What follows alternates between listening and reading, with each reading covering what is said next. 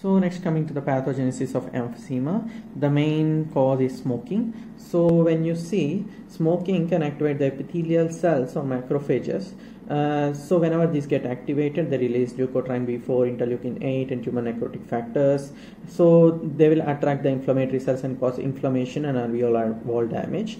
When you come to other pathogenesis, like smoking generally causes oxidative stress. So during increased oxidative stress, there is increased damage to alveolar wall. I will tell how, because there is a pathogenesis of involving NRF2 gene. This NRF2 gene is a gene whose product are the transcription factors for many other genes. So when you see, the product of this gene is some of them are sensors for oxidants in the alveolar cells.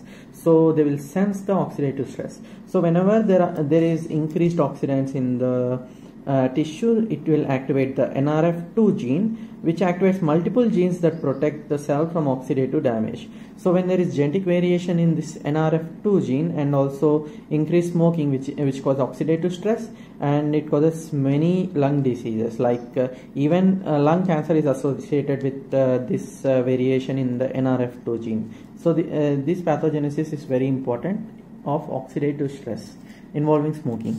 So next is the very interesting topic, that is protease anti-protease imbalance. One of the example is in emphysema, there is alpha-1 antitrypsin deficiency. So what is this alpha-1 antitrypsin? This alpha-1 antitrypsin is a protein which functions to degrade elastase. Normally, what is this elastase? Elastase is a protein or a protease, it will digest elastic tissue. So you can see here, during inflammation, there are increased macrophages. So these macrophages release elastase. It is an enzyme that is released by macrophages.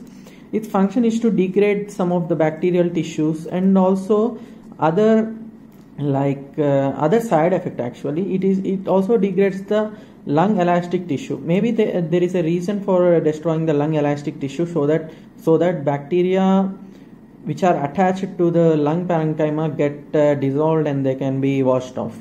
So this elastase is causing damage to the lung elastic tissue. So what happens is, normally alpha-1 antitrypsin is present, which will keep control of elastase by degrading it. So whenever the alpha-1 antitrypsin is lost or deficient, there is increased elastase activity, so increased lung tissue damage. Okay, but so we know, I have said that emphysema causes obstructive disease, but how it will cause airway obstruction? So I will explain how it will cause airway obstruction. So normally the small airways like bronchioles or terminal bronchioles, respiratory bronchioles, they are very small and they are held open by elastic recoil of lung parenchyma. I will explain what is this. So that due to loss of elastic tissue in the walls of the alveoli that surround the respiratory bronchioles, it will reduce the radial traction. So this is the normal lung, and this is the here I will explain about the emphysematous lung. So when you consider this as an alveoli and this as a bronchiole, you can see in this diagram, in normal lung, during inspiration, what happens is air enters through the tubule and into the alveoli. So normally the air goes and it opens the tube during inspiration. But during expiration, what happens is the air is coming out, and during expiration there is an elastic recoil. There is elastic tissue between the alveoli and bronchiole. So this elastic tissue will cause radial traction to this tube, keeping this tube open even during the expiration.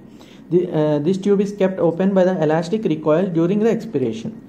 So, but when you see emphysematous lung, during inspiration there is no problem. Air going in keeps the tube open, and but during expiration, what happens is there is no elastic tissue here. You can see there is no elastic tissue. What happens is there is no radial traction, so nothing is pulling the tube open. So what happens? Air is trapped here. in the distal part. So there is increase in the size of the alveoli, and so the obstruction of air during the expiration, so there is no elastic recoil, so there is obstruction of the air coming out.